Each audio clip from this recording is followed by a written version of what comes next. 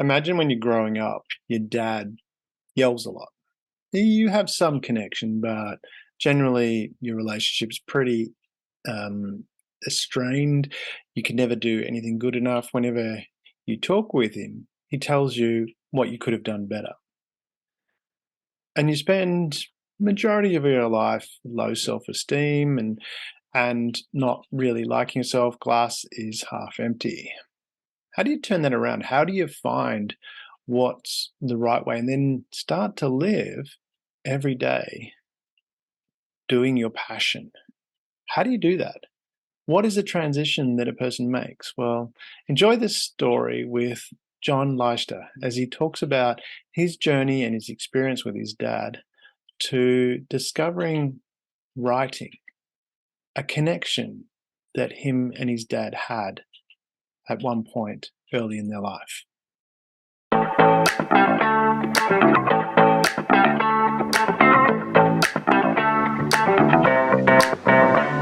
Welcome to Share.care, an all-inclusive community sharing experience, strength, and hope to create strong, healthy, and inspiring relationships.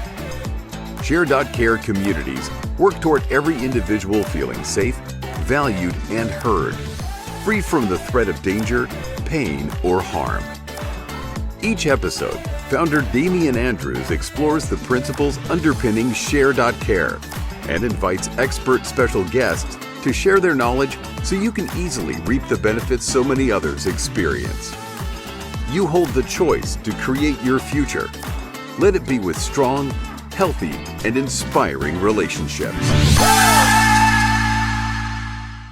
Hello and welcome to the Share.care podcast.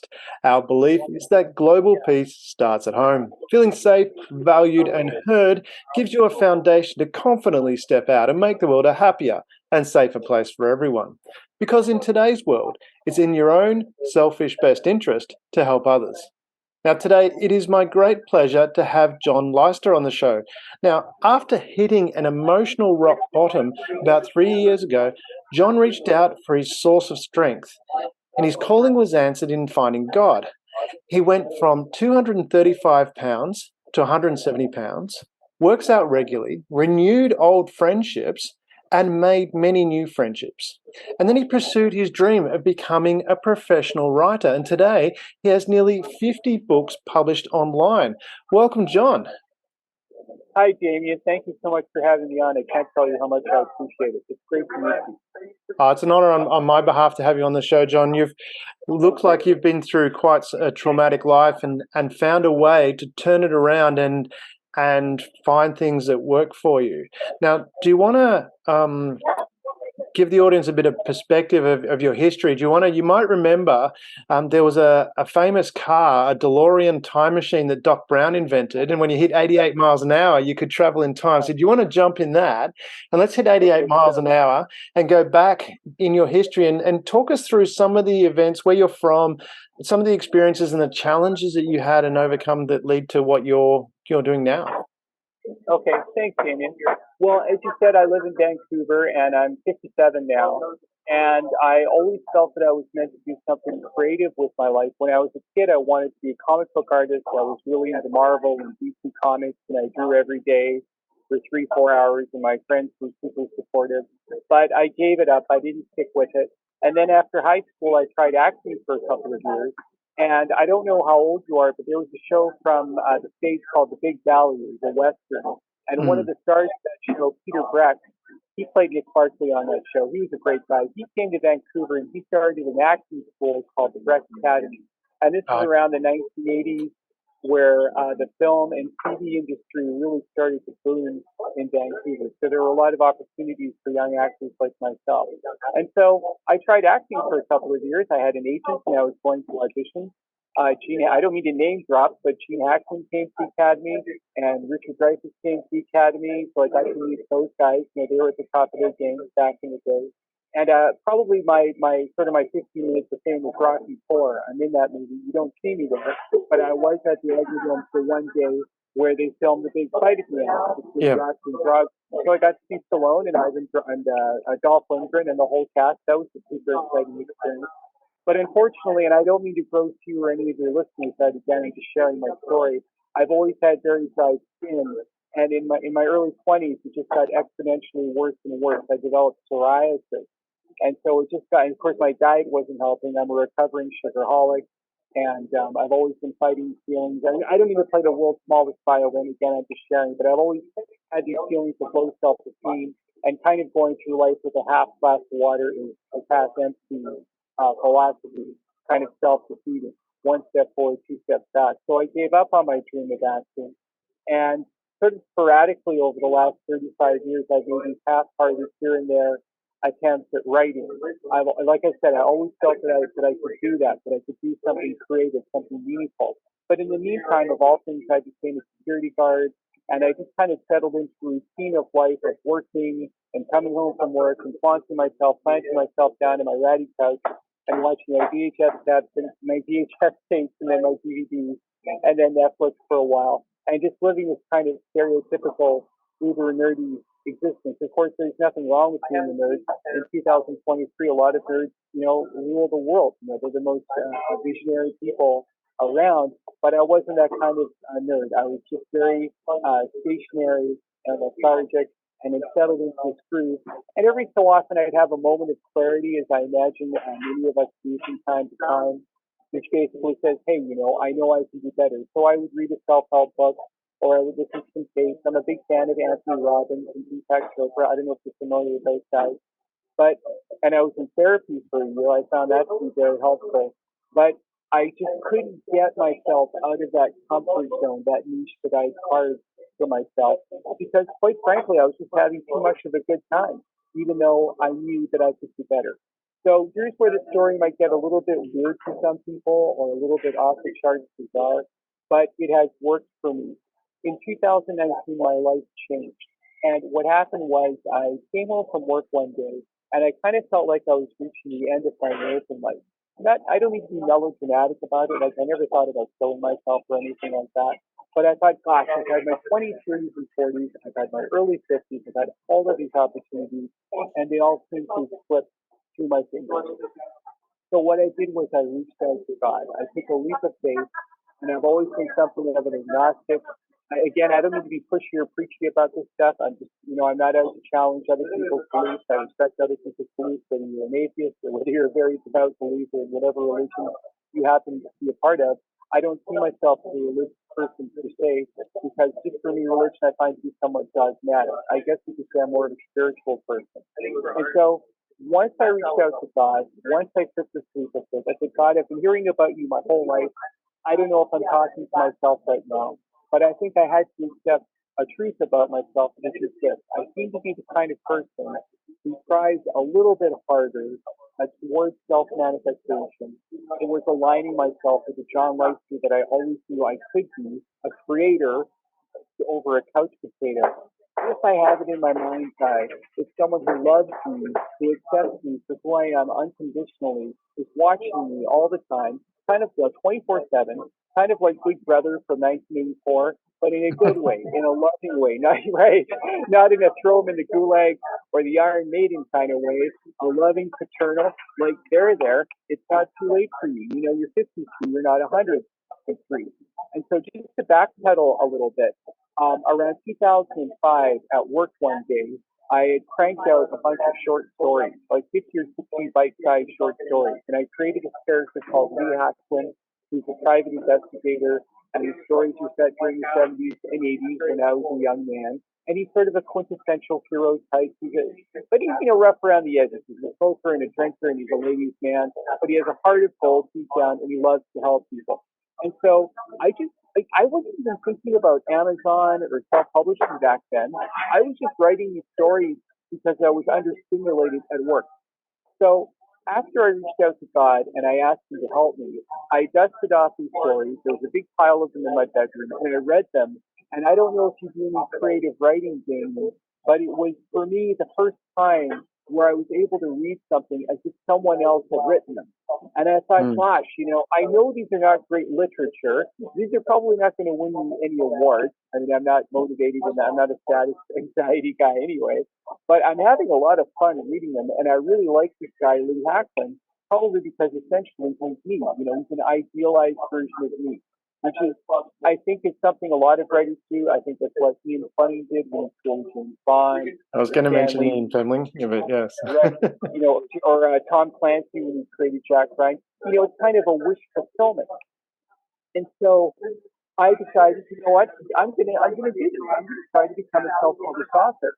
And initially, and I think this is a very important life lesson, I had it in my mind's eye, go to the website, Amazon, 3 clicks of a mouse, and boom, I'm a self-published author. It wasn't like that. It was a total opposite. It was, for me, a tremendous uphill battle for me to get that first book posted because I was going in circles. The definition of insanity is doing the same thing over and over again and expecting a different result, right? Yeah. Well, I was doing that like for 2-3 hours after work and on my days off, and getting tremendous help from library staff. What happened was Amazon wasn't accepting my banking information, and then I would go to the bank and it was the right information. So I don't know if there was a problem with the website, but I was just going in circles and kind of doing the trial and error thing. And then finally, after about a month, this window came up on the screen. Your ebook has been published. And I looked at this and I thought, gosh, I must be dreaming. I must be plugged into the matrix, and I'm going to be unplugged, and I'm going to go back to my old life of being an overweight couch potato who's just content to watch other people's stories and meet himself into an early grave. And that feeling of elation that it gave me. Have you seen the movie Billy Elliot? Have you Long, seen the movie yeah. about the I boy know who the wants to movie. I be a can't remember. I know the it's about a story. boy.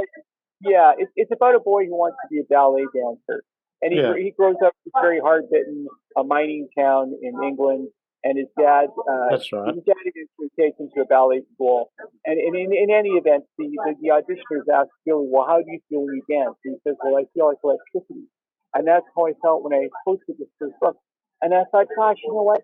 I'm 53. I'm lucky I made it this far. I don't know how many years or months or days I have left, but I want to feel this way all the time. So Mm. now it's 2023, and I have about 100 books online now. Now, mind you, so I call them novels, but some of them are really more like glorified short stories. They're not very long. Some of them are about 100 to 120 pages long. I mean, basically, what I'm writing is pulp fiction. They're the kinds of stories that I grew up with, and they're the kinds of stories that I like. There's a clearly defined hero, and a very clearly defined villain who always gets his come up into the end. Because I think that I think it's just my opinion. I think those are the best kinds of stories. Ones where you create a main character that the reader hopefully can relate to, and you put him or her through one, hellacious ordeal after another, whether it's physical or emotional. And Mm. I think as a reader, for the viewer, he always wants to see, well, how's Indiana Jones going to get out of this one?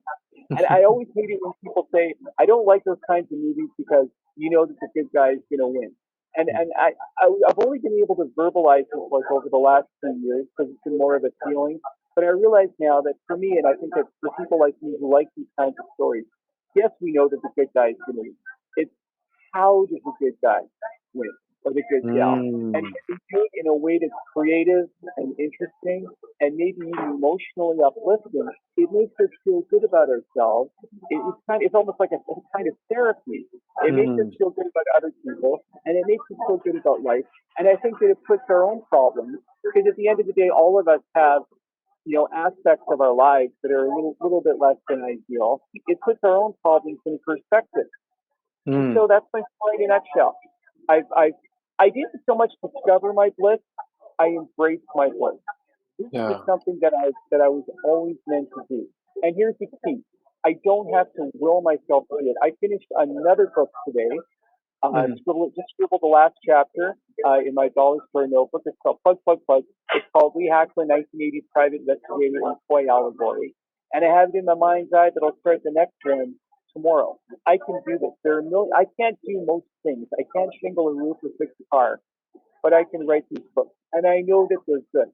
I mean, like I said, they're pulp fiction. They're good guys and bad guys. And I feel Mm. like that in today's culture, this sort of woke snowflake culture that we're living in, I feel like that there's a market. I feel like that there's an audience for my stories. I just haven't found them yet. So I have it in my mind's eye that before my corporeal existence ends, I'm going to connect with my Alan Ladd Jr.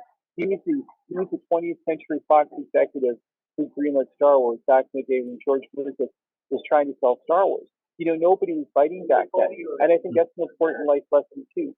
You can have a really great idea, and everyone in your vicinity thinks it's total garbage, but those are just the people that are part of your circle, and so you have to sort of keep plugging away and reach out to people and find, if you're on the way up, if you're climbing up the ladder, and find that one person who's willing to roll the dice, as Alan Ladd Jr. did. And then can you imagine, he actually gave George Lucas $8 million, and said, go make your stupid space movie that nobody, we know for a fact that nobody wants to see, but we're going to roll the dice. And it turned out to be, one of the most successful movies and franchises of all time. And how many people today are working in jobs, whether they're designing the video games or writing and drawing the comic books, the actors, the people who work on it in the crew, how many of those people are doing jobs that they absolutely love because of one man and his faith of his idea? So am I comparing myself to George Lucas? Yes, in the sense that I believe in my stories as much as he does. And if I never become as successful as he is, and at the end of the day, what I really want, my ultimate dream, the bell that I want to ring in life is the bell where it's my creativity that pays for my Starbucks coffee and not my ability to provide a service. And if I never get to ring that bell, and I think this is another important lesson that I hope that some of your listeners can benefit from, it doesn't matter. I'm on the right path of life. I'm on the path of life that I was always meant to be on.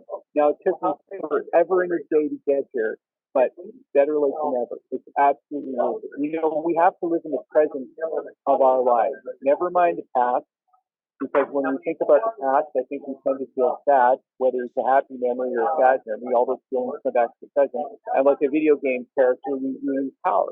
And I think that when we think about the future, or maybe it's just me, we tend to worry. And again, that makes us weaker. We're always at our strongest when we embrace the here and now. And this is a concept called the eternal now that I got from a philosopher named Stuart Wilde, who's a British kind of stand-up comic motivational thinker from the 1980s. So anyway, that's my story in a nutshell. I want to go back a little bit to the start of that story. And you talked about being a child and that you wanted to write, you wanted to be a comic book artist. Yeah. And then you said a little bit about being an actor. So from the comic book artist point of view, that was a creative outlet that you had. What stopped you? What do you think stopped you from continuing along that path of being That's a great question. I think that looking back now, I think it just wasn't a good fit for me. I think that because I like to draw superheroes. I was not interested in drawing a car or a building or somebody's hat, something mundane. At the end of the day, I just wanted to draw Superman, or Batman. And so looking back now, I think that there is a huge difference between quitting and discovering that something is not a good fit for you. Here's an example. I tried stand-up comedy. There's a bar about 2 blocks from here that has open mic. Well, they don't have open mic anymore because of COVID. But I actually tried stand-up comedy 4 times a couple of years ago. Again, after reaching out to God, I just started trying these different things. And then being self-published author was the one that I discovered was a good fit for me. And I remember thinking, well, gosh, I can do this. I'm uninhibited. I can tell a joke. And so what I discovered was getting up on stage in front of all these people looking up at me and expecting me to make them laugh every 10 seconds. I realized that that's not what I wanted. That's not my mission statement. It was not in my mission statement, a la Jerry Maguire. What is in my mission statement is to remind people of what I think they already know, which is this: it's not too late. I had a brief chat with someone on Facebook recently, this 87-year-old woman who was complimenting me for my book, and I sent her a note back. She wrote, I've been a pharmacist my whole life, but you're doing what I've always wanted to do, which is to be an author. And she said that she followed in her father's footsteps because her father pressured her to do that. And so I sent her a note back saying, have you ever heard of Herman Wouk? He's one of the greatest novelists of all time. He wrote his last novel when he was 100 years old. Again, Absolutely. And I never heard back from her, which is too bad. I don't know if my post had any positive influence on her or not. But as far as to answer your question, short answer, looking back, it just wasn't a good fit for me. I was too easily distracted. I wanted to go outside and hang out with my friends, or I wanted to watch television, or I think I just enjoyed reading comic books more than actually trying to draw them. But but writing is a good fit for me. When I opened my notebook, as I did just before the start of this podcast, I cranked out, I think, 3 pages in my dollar store Mm. notebook. Sometimes people ask me about my quote unquote writing process. I don't have one. Unless maybe stream of consciousness is the best way I could describe it. When I was in high school, Mm. we had an English teacher who made us do an exercise called speed writing. And so he would write on the blackboard, I was walking home from school, dot, dot, dot, ellipses. And he had a stopwatch and he would time us and we had to write nonstop for 5 minutes. I'm so glad that I had that experience, that I had that sense of memory, to use a phrase that I learned from acting school, because Mm. that's basically how I write. I just start with a general idea. And of course, I've been writing some of these characters for the last 3 years now. So they're like my family, they're like my children. And the most exciting thing for me about writing is that feeling of discovery, discovering something new, or starting off with a general outline, and then as I'm writing, the story goes in a direction that I never anticipated. And it is such an important life lesson. We never know what we're capable of, Damien, until we actually do it. So my message to your listeners out there who are thinking about doing this and haven't done it, for goodness sake, never mind whether it makes you any money or not. Never mind what your friends think. I've had to disengage from a few people in my life, not very many, but just a couple of people, because the support is just not there. I even had a friend actually say to me, "Don't talk about your book. Minimize the negative external elements of your life. I don't watch the news. Mm. I like people like yourself who are manifestors, who are sticking your necks out, who are taking advantage of this technology. For goodness sakes, I have a group page called Johnny's Way. I have over 600 members. A little while ago, and I write what I like to think are uplifting and inspirational essays, and I post them. I, Mm. I took a picture of myself holding a book of an author written by an author named Mike Madden, and he writes some of the Jack Ryan novels. Of course, Tom Clancy passed away a few years ago, and Mike Madden is a very famous, very successful author. And anyway, I took a picture of myself holding a book of his that I was reading, and I posted it on his Facebook page, and I told him about my group page. But guess what? He joined. Yeah. I'm still working as a security guard, and this best-selling author joined my Facebook group page. This is the world that we're living in. I Yeah. think it's a glorious time. If I was living in the 1970s and I was 53 in an alternate timeline, if there's such a thing as alternate timeline, you know, I'd be typing on an electric typewriter and changing the ribbons and sending my stuff in the mail, where it would probably, wind up in somebody's fireplace's kindling. And another key point is never be afraid to ask people for help. And I think this is a guy thing. I mean, I don't mean to stereotype, but I think that men, I think it's in our DNA. We're just not particularly keen about asking people for help. We prefer not to. We're men both, aren't it? We want to do everything ourselves. If I hadn't asked people to help me, like the wonderful library staff to help me post that first book, you'd be interviewing somebody else right now. And if I Yeah. didn't have God in my life, you'd be interviewing somebody else right now, because the fact that I have God in my life starting in 2019, that will continue until my final breath. That's what made me not give up. Because the old John Leister, the pre-God John Leister, not to be overly self-denigrating, because I wasn't such a horrible guy back then. I just wasn't the first to don't succeed, try again kind of guy, which is the right philosophy, which is a good philosophy. I had a weak philosophy. I was just too easily distracted by other people's stories. I think for some people, watching a movie or reading a novel or watching a streaming series, it's just a much more immersive experience than the quote unquote normal person who lives a normal life and just wants to escape once in a while. For Yeah. some of us, it's like entering another universe, and the world around us just disappears. And that's fine in moderation. And for the first 35 years of my life, I wasn't doing it in moderation. I kind of put all my eggs into one basket. Yeah. And so, Okay. luckily, I made this change in my life at a time where I still had a couple of wits or two about me, if I had any to start with. And that's it. That's my story Wow. so far. So from that side of things, because I really want to explore this point of view, is or you understand what was going on for you when you were younger, because you've gone through this, and a lot of people have that experience where they try different things, they're not sure if that's their right thing or not. Sometimes there's self-confidence and self-esteem issues that come into that. Because you were talking when you were wanting to be a comic book artist, as you were saying, you were doing that. But then you preferred to actually be reading the comic books as opposed to doing the comic book. And I'm just wondering, as much as that was the case, if you were looking back at it, was it because it wasn't, was it a combination of, it wasn't something that you really wanted to do, or when you compare that to what you're doing now with writing, because as you say, when you write now, you just write, it just flows, and it all Yeah. just happens. Whereas, and this is where I want to get that distinction or understand what the distinction might have been, because you also talked about earlier that you had this, you said you had low self-esteem, you felt self-defeated, you gave up on your dream of acting, and also too, you had a view that the glass was half empty.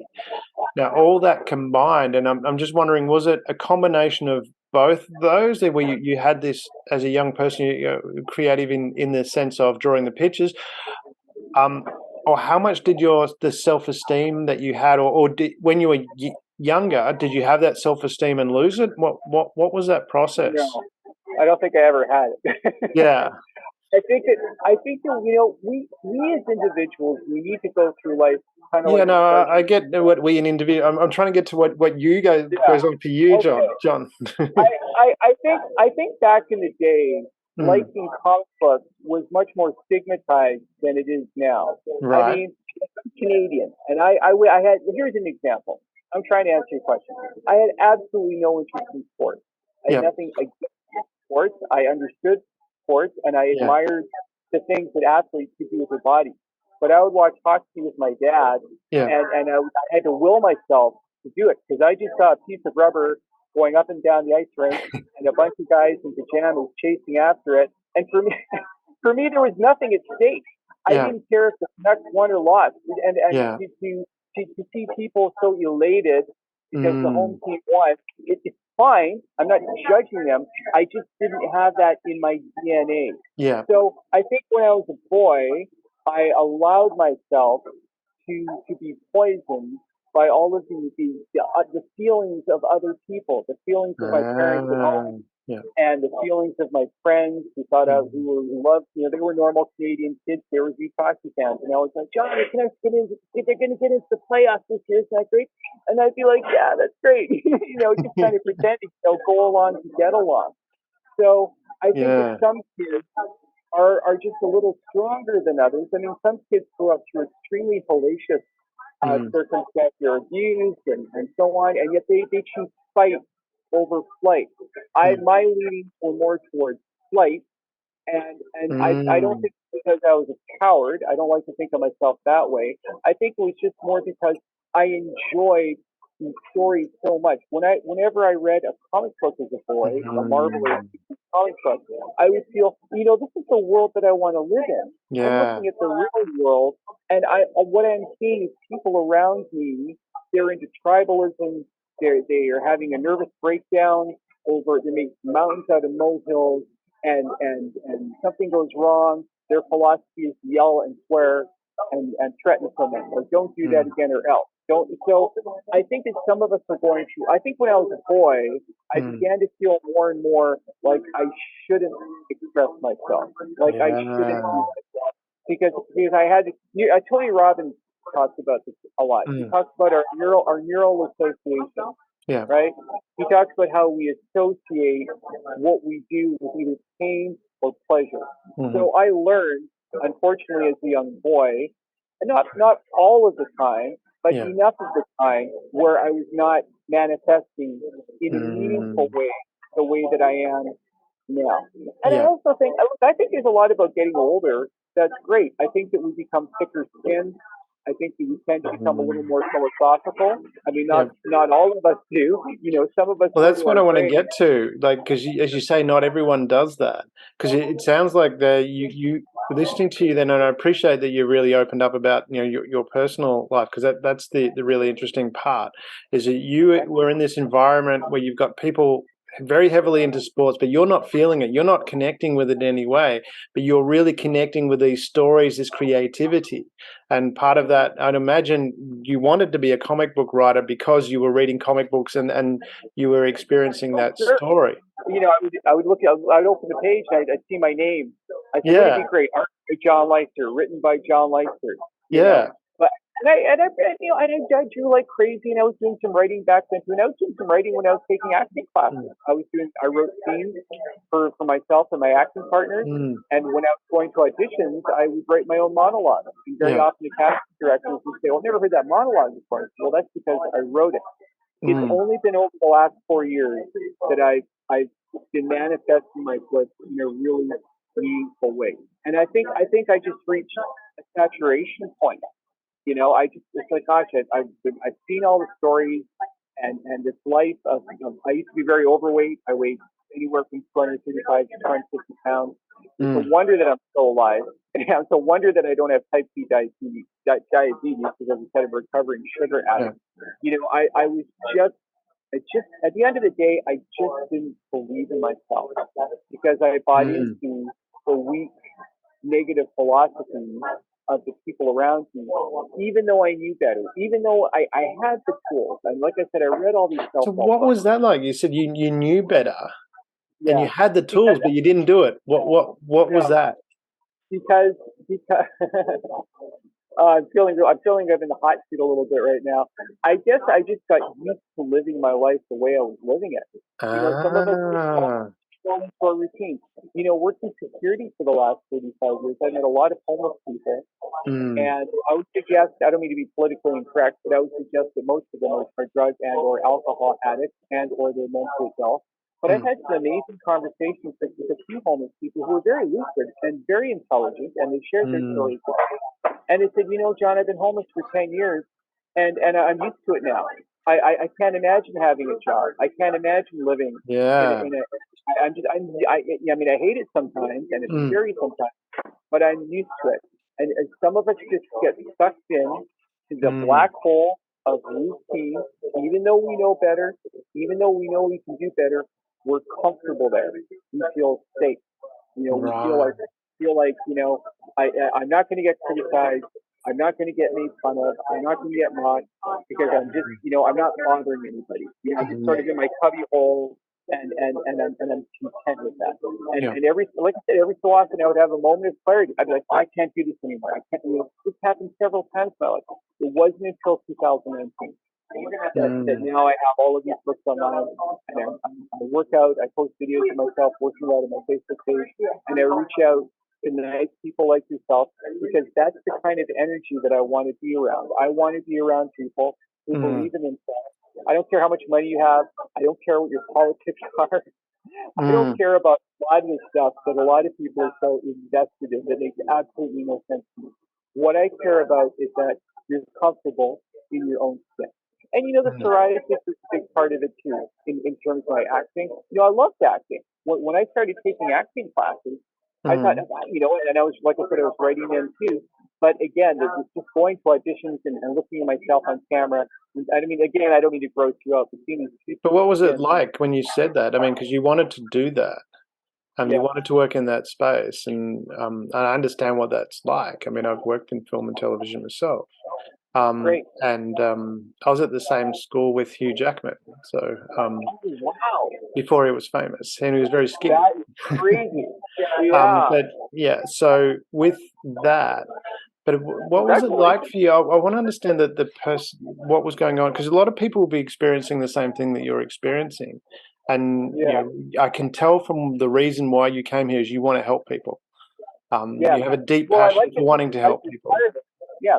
Yeah. And So that's, what was go ahead. that Sorry. like from that perspective, where you're wanting to be an actor, and then you're looking at yourself and going, I've got psoriasis, and how was that affecting your self-esteem when you're doing it? I know what it's like to do auditions. Auditions are really grueling. They're really, Yeah. really difficult, Yeah. because Oh, it's I loved auditioning. I so. was always excited every time I got an audition. But I had stress because, and of course, stress exacerbates psoriasis because I always would have to book off work, and Mm. then I wouldn't get the part, and I think, what am I doing? Maybe I'm just beating my head against a brick wall. But look, with psoriasis is not the worst thing in the world. There are obviously Mm. many things that are far, Oh, far of worse. course, but it's more about the emotional side of Yeah. things. That's what I want to understand. Is like, Yeah. from this perspective, you've had, as you say, the guy I'm looking here. You wrote, you had this attitude. The glass is half empty. You mentioned taking one step forward, two steps back. So there was this thing there. So what was that like? Because you're putting yourself out into a very difficult scenario where you're in competition with a lot of people. You're looking in the mirror and saying, "I've got psoriasis, so that's a negative against me as well." How did you do that? I mean, you can see yourself in the mirror and you're going, "I've got this affliction, but I'm going to put myself out there anyway." Isn't that a sign of confidence? Wouldn't you be going, "Hey, Yeah. Yeah, but there was a saturation point. There was right, just, there was. Okay, here's the tipping point for me yeah, where I quit. I did a play. I'm mm, remembering this now. I haven't thought about this for years. You triggered a memory. I yeah, did a play at the University of British Columbia. It was for one day in front of the theater art group, and it went really well. It was called The Zoo Story by Edward mm, Albee. And this is hard for me to talk about. Towards the end, it was going very well mm, and getting nice reactions from the kids. And then towards the end of the play, I ran my fingers through my hair, which is the weirdest thing because I didn't do that during any of our rehearsals. And this like fireworks display of dandruff flew off my head, and mm, everyone in the audience, yeah. Now, to my credit, I didn't break character. As I said, okay, well, the character has psoriasis. yes, Should have added that. Should have added that in before the fact, right? And then maybe it would have gone over better.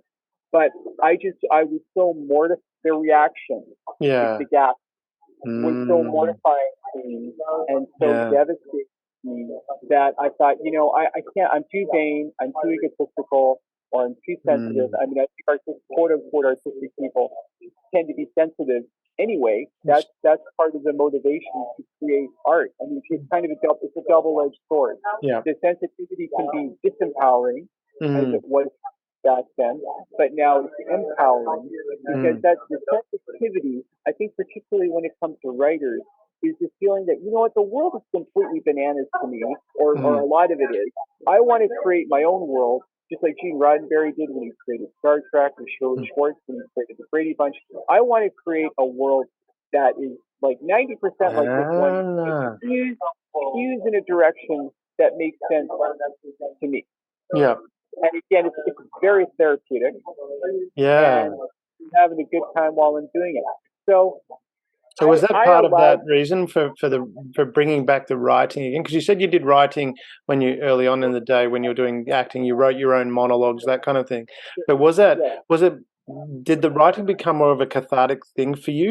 And do you think that oh was yeah, also part of how you found this new confidence by actually going through the writing, creating that world you created? And you mentioned the character, and you referenced Ian Fleming, which likened himself to James Bond, and probably based it on his alter ego of himself being James Bond, yeah. He was a in his natural spy, mind, right? yeah. Yeah.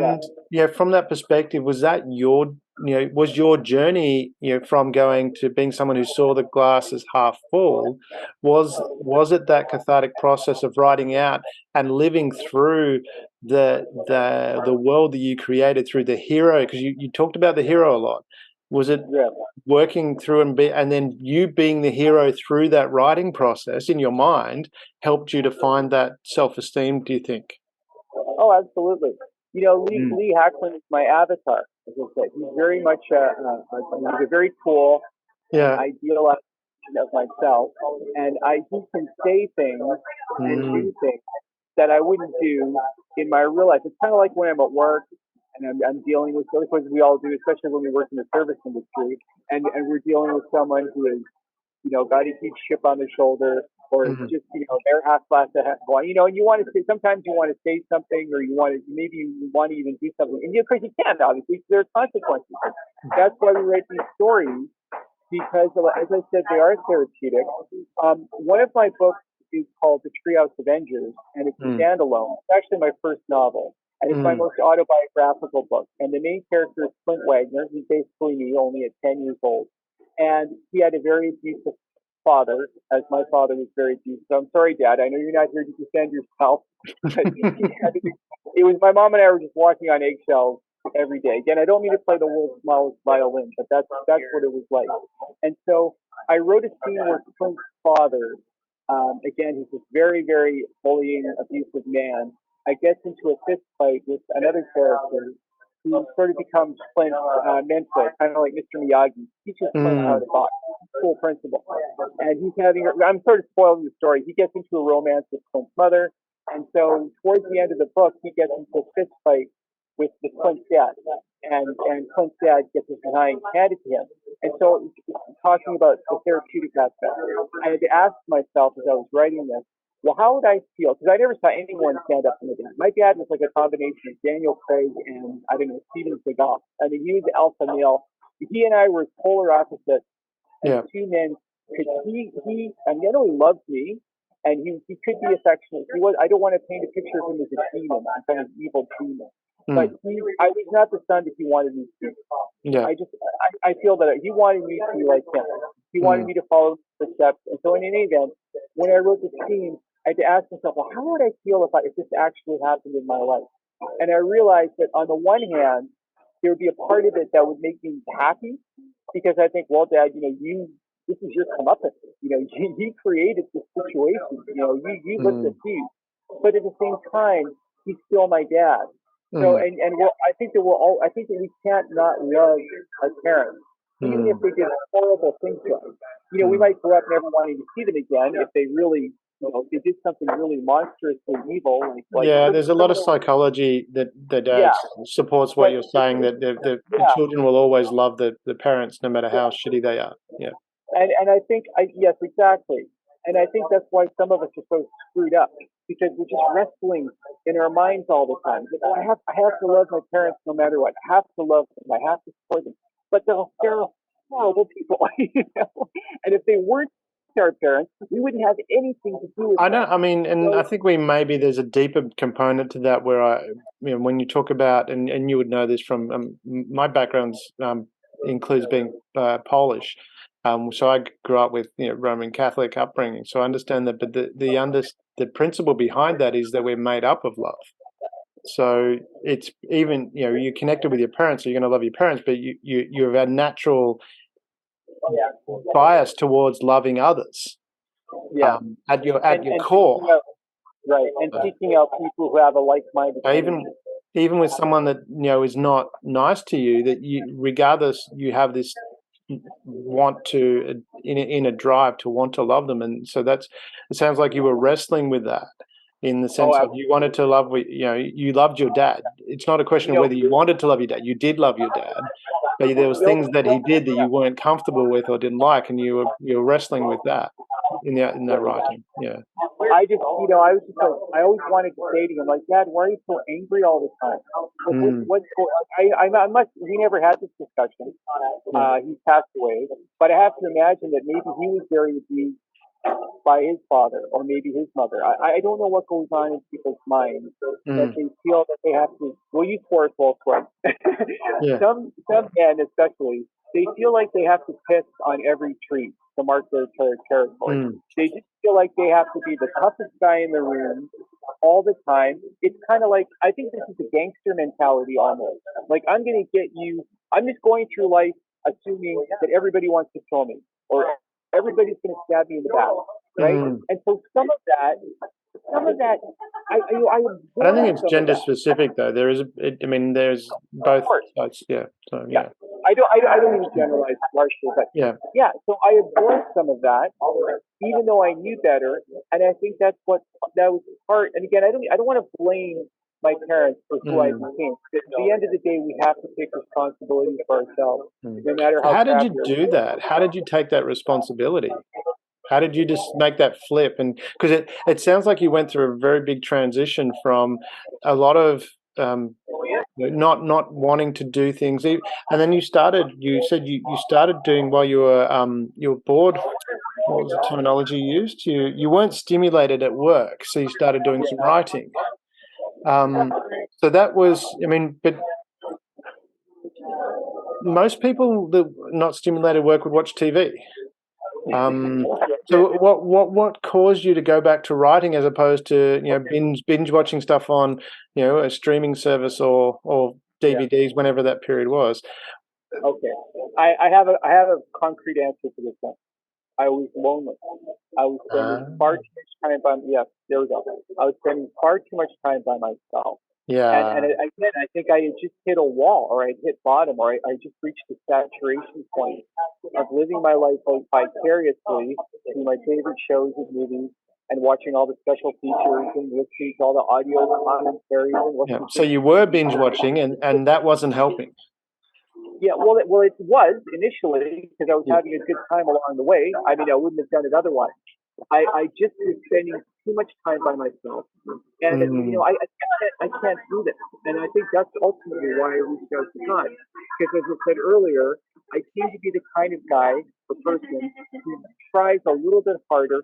And this is my philosophy. I don't see it as a religion. I see it as a philosophy. I have it in mm, my mind's eye all the time that there's this being, and I just call him God for want of a better word. I just call him Damien, John. He's watching me, he loves me, and he's rooting for me to be the John Leister that I want to be. And I've been doing that since 2019. I mm, didn't do it before then because being a couch potato, the pleasure, there's a difference. This is something that Anthony Robbins talks about a lot. There's a huge difference between pleasure and happiness, right? mm. Living my life that way for the first 35 years, let's say 65%, because I did make some half-hearted attempts here and there to dig myself out of the hole. But it wasn't until I reached out to God.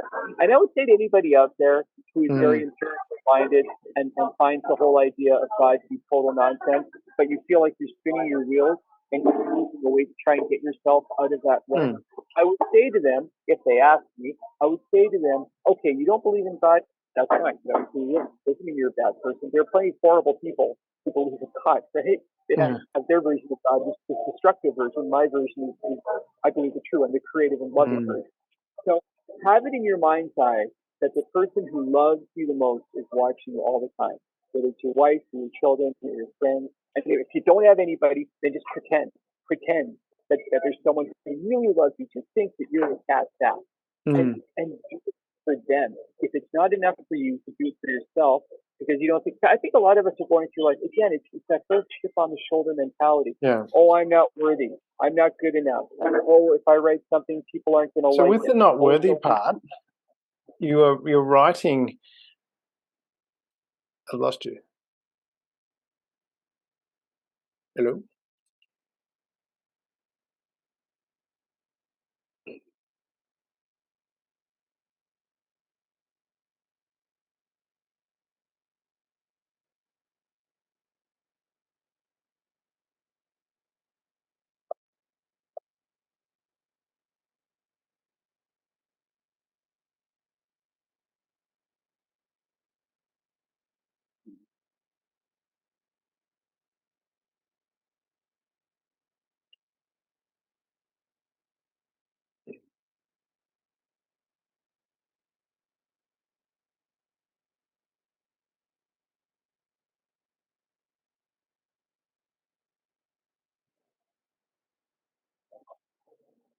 Hello, sir. previously, previously, Part two. on the We Daily just had, we just had a quick commercial break, and now we're back. no, you did, and now we're back. So with this, what I really want to understand, because you've gone through a very deep emotional journey, and so you've gone through this process, and you've had a dad who was yelling a lot, and you didn't understand that, and why he was doing that, but that had an impact on you, but you still loved your dad because we all do, and Sure. but you didn't understand that. But then went through, and you also didn't connect with your dad because he was sports hockey fan, and you were more creative. Then you've we connected sporadically. We liked James Bond. Every time we saw a James Bond movie together, we had a good time. yeah He taught me how to play tennis. He loved yeah to play tennis. yeah We had our moments, but they were undermined by this perpetual. It wasn't a once in a while thing. I mean, I was amazed that nobody. We lived in an apartment building in Vancouver, and I'm amazed that nobody ever called us me. My yeah dad has okay. Yeah, so from that sort of thing, and that is normal. I mean, well, a common experience where you'll have those, and you'll have those connections because of that love. He was your dad, and he would have seen you as he would have seen you as his son. But so you've gone through this process, and got fed up watching all these shows, and then you started writing. What was it that drove you? Because you mentioned about keep plugging away was the terminology that you used. So you've started writing these stories, and then you've decided you're going to publish them. What gave you the confidence to just push forward and keep going and actually get that book out there? Well, I mean, at the risk of repeating myself, having this idea that God is watching me all the time, and like any good, loving parent, He wants me to be happy. If I had given up on trying to self-publish that first book, I would not only have disappointed myself, I would have disappointed God. And so for Ah, me, that was unacceptable.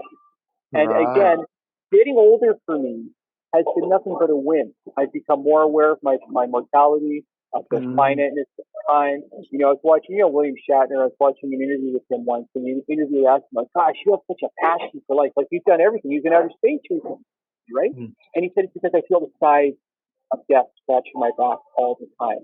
And mm, that's how I feel right now. And again, as I said earlier, I've mm. discovered since 2019 that writing these books, again, I don't need to be overly cocky or self-aggrandizing. It's my thing. I don't have to will myself to do it. My Yeah. current security job is, I don't mean to again play the word called violin, but it's very physically demanding. It's Mm, good because it helps keep me in shape, but it's 4 hours of walking and heavy lifting sometimes and dealing with difficult people. Like many people, maybe even like yourself, when I come home from work, to use my girlfriend's favorite word, I'm knackered. I'm just like a rag doll. I'm just like I I'm thought you were unfit to referring to me as be. being a difficult person. Oh gosh, don't get me started.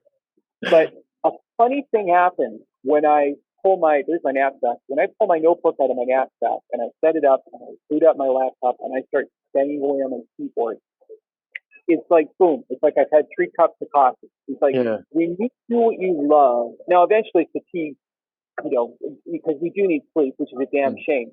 But when you do what you love, that energy will suddenly manifest. mm. And my dream is, I want to write all day long because I know that I can do it. There's a million billion things that I can't do, but this is what I can do. And I don't know if my stories are good. I don't know if I'll ever be able to find an audience for them. But at the end of the day, it doesn't matter. This is my journey, and I'm loving Let's everything about let's talk about, I mean, the writing side of things, because it's, yeah, I mean, you really love it. Like, it's clearly that you really love it. I mean, because you mentioned about your writing too, that stuff you don't really have an outcome. You don't always have an outcome as to what's doing. You're writing and you go with it. the flow of where it goes. How do you? Because I I was wrote reading about Stephen I, King, and Stephen King said he yeah, started his books with a question, answering a question. What would happen, if a writer got stuck in and being held captive by someone, and then the other process that he had was that he just made sure every day he wrote 1,000 words. I think it was whatever it was, the number, and he made sure he wrote that every day. right, Um, so from your perspective, like you say, it's not work because you love it. What's your right, process for Paul. writing? I mean, how do you come up with the ideas for the character? Is it something you draw from your history? Do you think? You Do you know, look at the relationship with your dad and go, I need to work through this element? No, I'm not asking you whether you were consciously aware of it before, but I'm asking you to think about it now. Is it when you because there's a sounds like it's a massive outlet for you, and it's very therapeutic, but you love doing it at the same time. So you're getting to do both. It sounds like you're getting to recreate a relationship with your dad that yeah, was kind of there, but not really being expressed as in a way that was productive for you. right. That's what I'm hearing. I'm not sure if that's right or not, but that's what I'm hearing. Yeah, no, it's fine. What you said. Yeah. I mean, I actually lived with him for a few years, Mm. in my 20s, and I very naively had it in my mind's eye, oh, Dad needs help. The company that he worked for went out of business and he lost his pension. He just took it for granted that he was going to have a pension for the rest of his life, and the government pension was a peanut. And so I moved in with him, and I actually had it in my mind, oh, we're going to bond. I'm in my 20s now, and I accept him for who he is, and he's going to accept me for who I am.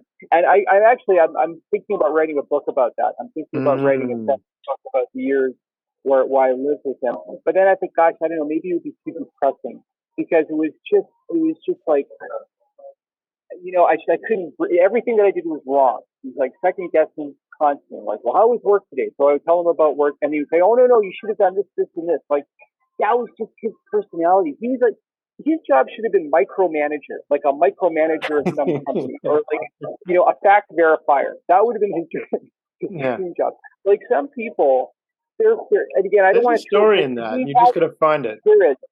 He had positive qualities. Like I knew he would have done anything for me. Mm. I know he See, would. that's what I'm I knew. hearing, and I love that. And he would be super proud of me for what I'm doing. He'd be absolutely behind me 100% for everything. Yeah, that's what I'm I hearing. know because he had an artistic. I mean, he loved. He had all the James Bond books, and he had a lot of private detective books back then. But what was your original question? Sorry, I lost my train of thought. No, that's fine. I was just trying to understand this relationship with your dad and connection to your writing. And I think you've just uncovered it there. Well, for me anyway, where you talked about, because your dad didn't just watch James Bond movies, he read them. He read the Yeah, books, didn't he? yeah. He had the Yeah. original. He had the first Do edition, you which think I that have. you're, from your perspective, do you think that you're, now that this relationship, even though your dad has passed, this relationship that you have with your dad, because you just said he'd be proud of you. Now, Absolutely, hundred yeah, percent. so because he loved those books so much, and this is your way that of connecting with your I dad. mean, he he would have read them, but he also would have picked them apart. He would have pointed out which is great. Which is look. I mean, I Why would actually he? had a What do you think his motivation would be for picking it apart? I don't know how some people are just like that. Some Not some people people. believe life. Your dad, and They you. don't. But he did not look at the world with the half glass of water being half full. Like he was the kind, like we would go rewatch a movie or TV show together, Hmm. particularly anything that was like anything police related. And look, and I used to do this too as a young man. He would just point out every single flaw, any mistake, Hmm. anything, any inaccuracy. His brain just seemed to be hardwired to go into that I think there's a generational thing, direction. because I look at, I mean, even my parents are like that to a degree. Maybe I don't see it so much, but do you think that's a generational thing of that generation? Because you're roughly the same age as me.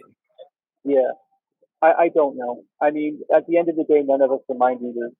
But his Mm. last days, I mean, we were estranged. He finally, when I moved out, we were basically divorced, so to speak. We were just like the odd couple, and it didn't work out. And Yeah. so his last days, from other people who have told me, he was very angry, very bitter.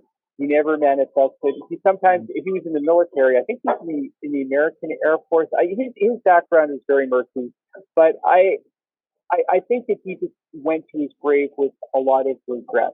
I remember Mm. saying to him many times when I was saying, like, Dad, you have all these great stories. Like, why don't you write a book? Oh, no, if the wrong person read my book, he'd try to kill me. Like, I could never answer the phone growing up. I could never answer the door. I wasn't allowed to go trick or treating. The reason I wasn't, again, I don't mean to play the word small silent.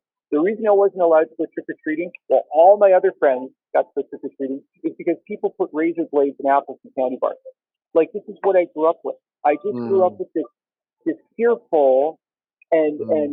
super overly protective philosophy that I think in some people's minds is well meaning. It's like, hey, I'm just I trying to was going to protect say, you. because you I'm say, just trying to keep you safe, right? I think that's what they think. But really what they're doing is they're creating fearful people. And do you I've had think to fight because your those dad things in lived with my so life. much fear, that his behavior was actually, because you mentioned being protective. Do you think he was, because he loved you a lot, that he was actually, in his Oh, way, was trying to I, protect you? I give him the benefit of the doubt, as I try to give everybody the benefit of the doubt, Yeah, that his intentions and that his it's he did not mean ill intent. I don't believe yeah, that for a second. But sometimes there is, I don't know, I just look at people and they just seem to be into power. As I said, they got to be the toughest guy in the room all the time. That seems to be their mindset. And mm, I remember one time my dad said to me, "Don't be like me." This is in his later uh-huh. years. He actually He said that. said, "Don't be Yeah, like you. Don't be like yeah. me." So, yeah. Wow, It was one of the last wow. conversations together. Yeah, yeah, exactly. I had the exact same reaction. And so That, I mean, he how much clearly, self-awareness must he oh, have? just say that. You took the words right out of my mouth. He Yeah. clearly, based on that statement, had some degree of self-awareness, but it wasn't Mm, enough for him to dig out of that hole. He was yeah. horrible to my mom. He flirted with other women in front of my mom. He was watching. Mm. I'm really throwing him under the bus now. I'm sorry, Dad. You had your positive qualities too. He lacked he lacks the awareness of other people's feelings. Mm. Some people are like that. They just have a complete obliviousness to Do you think he liked how himself? that's a great question. I'm going to say yes. I don't know. I But don't at know. his core, Maybe because I mean, sometimes. as you're saying, if he's saying to his son, "Don't be like me," Yeah. That would indicate otherwise. yeah, but not only does that indicate that there's a potential that he didn't like himself, but that he loved you enough to want to protect you from that. Sure. Does that? That's a possibility. I mean, he's gone, so I can't ask him. Yeah, but I Right. mean, you can have. I mean, we can't do Something I that, can but write about. you can make some. Maybe that's something to think about. But I'm just trying to understand, because it sounds like, I mean, where you are in the writing that you do seems to have its foundation in your relationship with your dad. Yeah. Right. I And think the, that's the a huge fact that part you of it. can do what you can do now, which is something that you love, and you're talking about how much you really love this writing process Yeah. and how much you enjoy it and how much it fulfills you. But it sounds like that, everything that is and what you love about life is because of your dad. Yeah. Right. I think you're It's a 100% question. right on It's the not. money. I don't know. No, no, no. I think you're right. I think that's the wellspring. I think that some of us, we grow up under these conditions, and what we're trying to do is we're trying to right the past. Is that We're what you were trying to doing? do, yeah. I mean, that's what I did when I wrote Treehouse Avengers. Where, spoiler warning, at the end of Treehouse Avengers, Clint becomes a very successful television writer and producer, and he's Mm. married and he has kids, and his childhood is very much like my childhood, but it's kind of like George McFly from Back to the Future. Like his outcome was more in I sync love that with you the put that outcome reference that I. in, giving how this Thank you. started. Thank you. Well, you talked about, well, we brought everything full circle, right? There we Exactly. I go. love it. That's That awesome. was a subconscious thing. Thank you. I'm kind of patting myself on the head right now. So, Clint's story has a happy ending. Mm. He's married, he has kids, and how it ends is he's in his nice Beverly Hills house, and his father actually committed suicide in that one. And he's watching a YouTube video on how to build a treehouse. And so he starts to build a treehouse for himself. Yeah. I think that writers, again, we're creating these alternate realities for ourselves that make us happier. We're creating worlds that, again, Lee Hackman, I mean, I really don't want to be that guy. I want to be, at the end of the day, I want to be John Leister. But it's very therapeutic for me to create some of these villainous characters who have some of the same attributes But aren't you getting that your happy ending now as well? Aren't you coming to Comic Con in Adelaide? I like to think that that's what I'm moving towards. I mean, knock on wood, I still have a few years left. When I posted that first book, I thought I could die today. I'm sure glad that I didn't, but I mean, I could get hit by a car, I could have a heart attack. I mean, our lives are Yeah. very fragile. If I did, then at least I left something behind other than an incident report for an Mm. unlocked door. Something for me, again, I Mm. didn't do anything grandiose. I didn't build a building or create the internet or cure a disease. I just wrote this stupid book. Well, I don't think it's stupid. I think it's great. I might be the only person who thinks so. And there were hiccups and variables and potholes and speed bumps along the way. And for once in my life, I didn't fail. I stayed the course and I crossed the finish line. And I've done that about 100 times since then. And I'm going to keep doing it until my final breath. And if it never makes me a significant amount of money, and if I never develop a significant leadership, it doesn't matter. This is the Yeah. journey that I was meant to be on. And when I think about my father now, this conversation notwithstanding, honestly, I think of my real father as God, because he is the gold standard of of everything good that a human being could be.